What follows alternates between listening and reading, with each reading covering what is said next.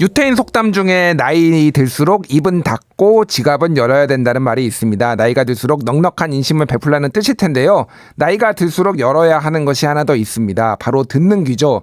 잘 들어야 잘 답할 수 있고 잘 들어야 문제가 무엇인지 알 수 있습니다. 내일 대통령실의 기자회견 일단 잘 듣는 귀 활짝 열려야 될 것 같은데요. 이 이야기 포함해서 국내 정치 이슈 얘기 나눠주실 장윤성 기자님 나오셨습니다. 밥 잘 사주는 누나 어서 오세요. 네. 그렇게 지갑을 활짝 여신다고. 더 잘 사드리겠습니다. 나는 왜 안 사주는 거야 도대체. 나를 잡자고요. 알겠습니다. 김준일 평론가님 제가 너무 존경하고 좋아해서 언제든지 하시라도 아니 오늘 모시겠습니다. 뭐 경찰서 갔다 오셨다고. 힘들었어요. 오늘 영등포 경찰서에서 조사받는 내내 제 앞에 김준일 평론가가 어른거려가지고 조만간 또 저처럼 조사를 받겠구나 생각을 했는데 한 가지 안타까운 것은 제가 뭐 사실을 그 자리에서 즉시 확인하지는 않았지만 저 말고 다른 기자도 조사를 받고 있었어요. 네. 영등포 경찰서에 지능범죄 수사팀에 웬 기자들이 이렇게 와가지고 명예훼손 사건으로 조사를 받아야 되는 건지 국민의힘은 좀 그만 고발하세요. 표현의 자유와 국민들의 알 권리를 좀 존중해 주시면 좋겠습니다. 이거는 장윤성 기자 사견입니다. 사견이고 저희 제작진하고는 아무 상관이 관련이 없습니다. 없다라는 걸 말씀드리고요. 자, 현황부터 들어가겠습니다. 일단 제가 이 질문 단도직입적으로 여쭤볼게요. 네. 우리나라 최고의 정치 전문 기자로서 대통령 내일 기자회견하는데 질문 어떤 거 딱 던지시겠습니까? 저 세 가지 물어보고 싶어요. 왜 이렇게 많어? 욕심이 그렇게 많으시면 안 돼요. 다른 기자한테도 기회를 줘야죠. 큰일 났네. 그러니까 그러면 제가 다 떠나서 그러면 작년 7월 31일 오전 11시 45분 02800으로 시작되는 그 전화 혹시 이종섭 장관하고 통화한 사실이 있냐. 있다면 무슨 일로 그리고 왜 이렇게 화를 냈냐. 왜 경로하셨냐. VIP 경로설의 실체가 뭐라고 생각하냐. 이거 좀 물어보고 싶고요. 그러니까 뭐 다른 것들도 더 많은데 시간이 없으니까 넘어가겠습니다. 알겠습니다. 그거는 이제 정확하게 밝히자면은 김계환 사령관이 박정훈 대령한테 VIP께서 경로하셨다라고 얘기를 했다라는 걸 박정훈 대령이 수사기관에 얘기했지만은 최근에 김계환 사령관은 그런 말 한 적 없다라고 지금 다시 말을 번복했거나 뭐 이렇게 상황입니다. 요거는 뭐 사실관계 명확해야 될 것 같고. 자, 일단 그것도 이제 아무래도 뭐 지금 최상병 특검 이게 이제 워낙 관심사니까 그런 것도 있는데 그러면은 일단 뭐 언론에 오래 계셨고 지금도 지금 현업으로 뛰고 계시니까 이거 외에 어떤 질문들이 좀 나올 것 같나요?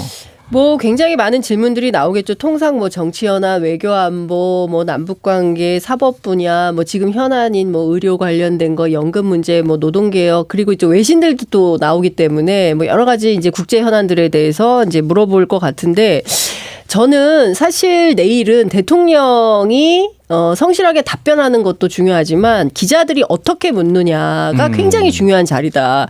대통령실 출입 기자들 전부 긴장해야 된다. 내일은 적어도 기자들이 비판받거나 기자들이 똑바로 묻지 않아서 대통령이 답변을 제대로 안 한 거야, 못한 거야 라는 식의 구구한 해석이 달려서는 안 된다라는 생각이 좀 듭니다. 그래서 뭐 법리 얘기 들어가면 대통령이 너무 많이 알고 또 길게 답변할 수가 있어요. 그러니까 그런 거 물어보지 말고 팩트 위주로 사실관계를 검증하는 차원에서 질문을 좀 했으면 좋겠고요. 그리고 우리나라에서 참 안 되는 것 중에 하나가 꼬리에 꼬리를 물면서 계속 사건 속으로 들어가는. 맞아요. 이런 질문이 좀 필요한 날이에요. 그러니까 제 질의, 제 응답. 그렇습니다. 그러니까 어차피 질문권이 나 한 사람밖에 없기 때문에 물어볼 거 이참에 다 물어볼 거야. 뭐 이렇게 하는 것도 중요하지만 서로 연대했으면 좋겠어요. 내일은 기자들이 협업하는 날이다라고 생각을 하고 내가 이거를 물어봤는데 대통령이 미진하게 답변했으면 다음 기자가 그 꼬리를 물고 대통령에게 조금 더 한 발 더 들어가는 답변을 이끌어내고 그 다음 기자가 미진했으면 그걸 더 물어보고 해서 사실 대통령이 사실로 확인할 수 있는 것들을 반드시 받아내야 된다. 그런 측면에서는 좀 협업이 필요한 날이 아닌가. 그러니까 기자들이여 연대하라. 연대하라. 뭐 이런 건데. 그런 게 필요한 날이 아닌가 싶습니다. 맞습니다. 왜냐하면 이게 날이면 날마다 오는 게 아니고 맞아요. 제가 그 얘기를 좀 하고 싶어요. 다른 나라 대통령들은 아무나 매체에 나가서 인터뷰도 잘하고 본인이 갖고 있는 생각이 뭔지 또 어떤 측면에서 뭐 야권의 협조가 필요한지 이런 거 막 수시로 소통하는 거 아니겠어요? 무슨 그 유럽 무슨 드라마 덴마크 드라마만 보더라도 얼마나 언론 인터뷰를 자주 해요. 그런데 우리는 17개월 만에 기자 질문을 처음 봤고 1년 9개월 만에 대통령 기자회견을 처음 하는 나라 이거 굉장히 심각한 거예요. 국경 없는 기자회에 따르면 우리나라의 언론이 지금 문제 있음 단계로 들어갔거든요. 예. 전체 62위 했어요. 맞습니다. 작년보다 15단계 더 추락을 한 상황입니다. 47위, 43위, 47위, 예, 62위. 그러니까요. 예, 이거 보통 심각한 문제가 아니거든요. 대통령은 입만 열면 뭐 자유, 소통을 강조하고 있지만 국제사회가 평가하는 대한민국 언론 지수가 이런 형편이다라고 한다면 내일은 정말 세게 묻고 안면 철수하고 혹여라도 대통령실 내가 이거 잘못 물어봤다가 불이익 당하는 거 아니야? 겁먹거나 쫄지 말고 세게 묻고 그리고 분명하게 답변을 받아내라. 알겠습니다. 내일은 기자들이 묻는 날이다. 맞습니다. 예.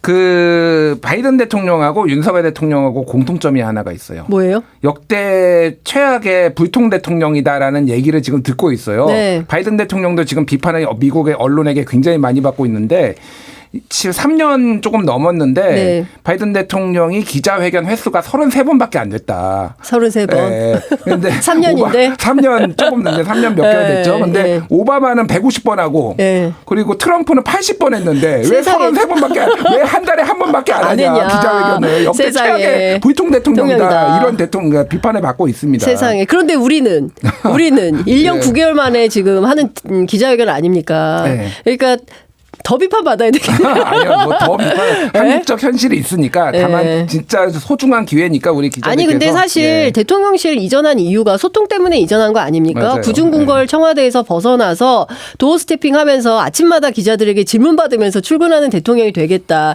이게 바이든 날리면 사태 이후로 없어진 거예요. 네. 예. MBC가 잘못했네. MBC가 잘못했어. 아유, 그 잘못했네. 예. 그러니까 제가 보기에는 이제부터라도 예. 예. 그러니까 고쳐 먹겠다 마음을 그리고 국민들하고 기자들하고 적극적으로 소통하겠다 이런 차원에서 내일 기자회견에 서막을 좀 열었으면 좋겠다라는 당부 말씀 드립니다. 예, 어쨌든 내일 기자회견이 아마 대통령이나 뭐 용산 대통령실에게도 정말 중요한 게 국정 지지율 회복의 가늠자가 될 것 같아요. 많은 분들이 얘기하는 게 여기서 안 되면은 거의 끝난다. 더 이상 회복할 반등의 여지가 없다. 이런 말씀도 많이 하시더라고요. 예, 지금 예. 또 한국일보 보도에 따르면 지금 영수회담 비선 논란까지 터진 상황이기 때문에 막전 막후 그 기사 예. 이거 보통 심각한 문제가 아니에요. 그 보수 언론들이 난리가 났다.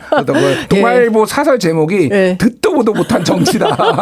뭐 이렇게 사설을 예, 썼더라고요. 그러니까요. 예. 그러니까 지금 보수 언론들도 화나고 국민의힘 당원 게시판에 불이 났다는 거 아닙니까? 탈당하겠다. 진짜 보수 괴멸하러 왔구나. 막 트로이의 이런 목마다. 목마다 뭐. 막 별별 예. 얘기가 지금 다 나오고 있기 때문에 윤석열 정부가 정말 위중한 한 순간을 지나고 있다. 이 와중에 또 오늘 장모가 석방되지 않았습니까? 아, 예. 예, 가석방이 되고 또 내일 기자회견은 또 다가오고 우리 기자들이 정말 잘 물어야 되고 윤석열 대통령도 잘 답변해야 된다 생각합니다. 그건 뭐 이제 심사위원회에서 고령 뭐 여기 형기를 네. 뭐 지난 정도를 뭐 감안을 한 거기 때문에 민간인들로 구성된 거니까 대통령실하고는 직접적인 관계가 없음을 밝힙니다. 자, 두 번째 이슈 넘어가겠습니다. 네. 이화영 술자리 회유 의혹. 야, 이게 지금 저도 어떻게 돼가는 건지 좀 궁금해요. 이거 좀 자세히 핫합니다. 설명해 주세요. 현재까지 어떻게 된 겁니까 이게? 그러니까 이제 그 뭐냐면 이 사건을 거슬러 올라가려면 원래 이 사건의 핵심은 이화영 전 평화부지사의 뇌물 의혹 사건이에요. 맞아요. 그런데 네. 이 사건이 막 굴러가다가 갑자기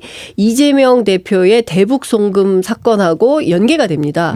그러면서 이 사건의 본질이 뇌물 사건에서 이재명 대북 송금 사건으로 변화해요. 예. 그리고 이제 총 800만 달러가 북한으로 갔다는 건데 그거는 사실관계가 확인이 됐어요. 그거는. 아니 그 북한이 확인을 안 해주고 물론 있죠. 북한은 예. 확인 안 했는데 당사자들은 뭐 어느 정도 보냈다. 시인을 한 예. 거고.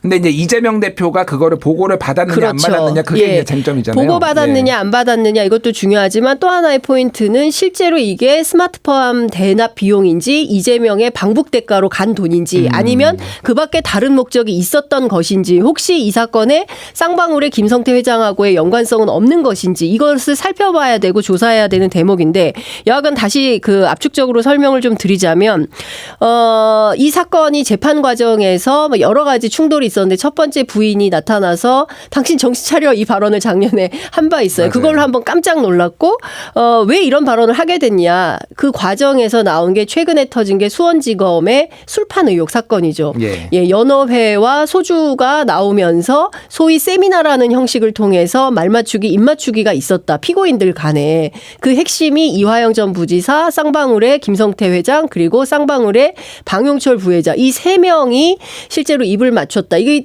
수원지검 안에서 벌어졌다면 이게 천인공노할 일이고 이 검찰 문 닫아야 된다라고 전직 검사 출신의 정치인들이 이구동성으로 주장을 하고 있는 거예요. 그래서 이 사실과 관련해서 수원지검은 절대 그런 일이 없다라고 반박을 바로바로 하고 있고요. 예.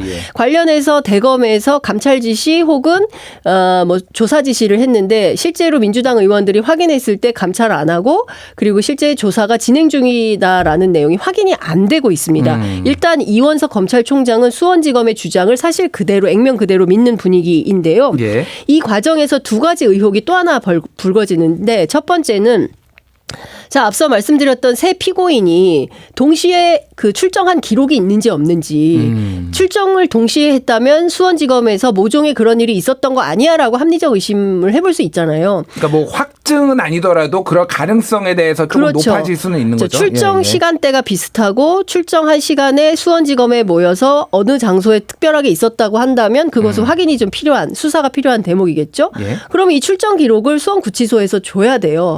그런데 수원구치소가 검찰에는 줬어요. 수원지검에는 출정 기록을 제출을 했는데 변호인 이화영 부지사의 변호인인 김광민 변호사가 수원구치소에 이런 출정 기록을 확인하게 해달라라고 요청을 법원에 한 거예요. 사실조회 신청을. 그래서 법원이 그러면 이 문서를 제출하라는 명령장을 내렸어요. 그런데 수원구치소에서는 그걸 주지 않고 있었어요. 그래서 뭐 분실했다라는 얘기도 언론 있던데? 보도가 나왔죠. 그랬는데 어제 직접 민주당 이것도 정말 진짜 코미디인데 민주당 국회의원들이 이제 현장을 간 거예요. 민영배 의원. 민영배 의원 등 당선인들 포함해서 모두 9명, 그러니까 현역 2, 당선인 7, 모두 9명 플러스 보좌관 2. 그래서 모두 11명이 이제 수원구치소에 갔는데 법원이 그 명령했는데 왜 제출을 안 하냐라고 따져 물었더니 분실하지 않았다. 갖고 있다. 아, 그래요? 네. 근데 왜 제출 안 하냐? 아, 할 거다.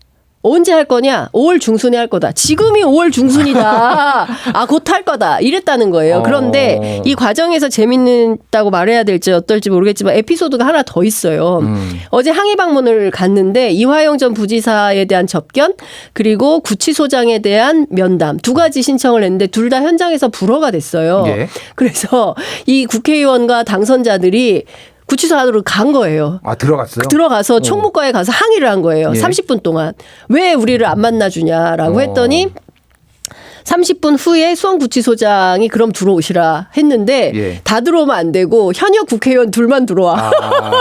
나머지 7명은 아직 당선인이고 국회의원 아니니까 들어오지 마. 이렇게 한 거예요. 그래서 또 난리가 난 거예요. 아니 세상에 한 며칠 있으면 국회의원 될 사람들인데 이런 차별이 말이 되느냐라고 해서 아, 그래요? 그럼 다 들어오세요. 해서 들어가서 면담을 했다는 거예요. 아, 면담을 했어요? 예, 하긴 했고 그 자리에서 분실된 게 아니라 실제로 구치소가 그 명령장을 가지고 있음에도 불구하고 법원에 제출하지 않았다는 사실을 현장에서 확인을 한 겁니다. 그리고 이제 5월 중순께 법원에 제출하겠다라는 확약을 받고 나온 거예요. 그러니까 여기서 굉장히 중요한 두 가지 사실이 있는데 하나는 지난 총선에서 국민이 승리하지 않았다면 이런 일이 가능했겠냐. 그리고 또 하나는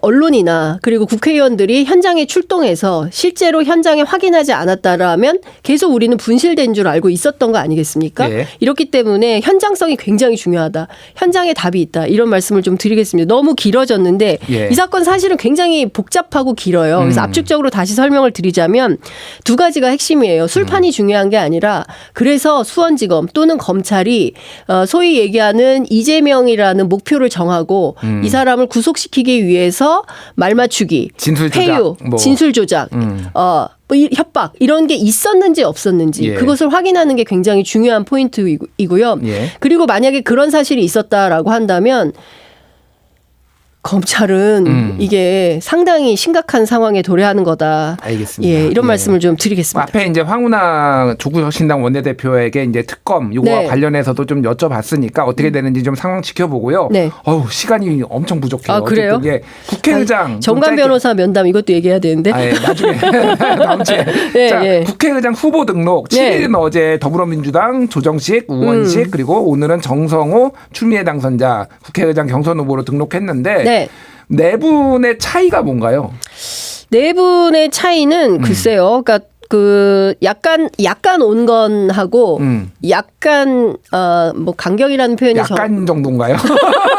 많이 뭐 강경하신 아니 것 같은데. 근데 발언한 내용을 뭐 종합해 보면 전부 다 개혁국회를 개혁국회 책임의장 강한 국회 뭐 이런 것들을 주장하고 있기 때문에 다 민주당 틀 안에서 보면 그렇게 큰 차이가 있는 것은 아니다. 다만 제가 오늘 국민의힘 쪽에 취재를 했어요. 국민의힘 쪽에? 예. 예. 왜냐면 민주당은 또 뭐 비슷비슷할 것 같고 예, 근데 예.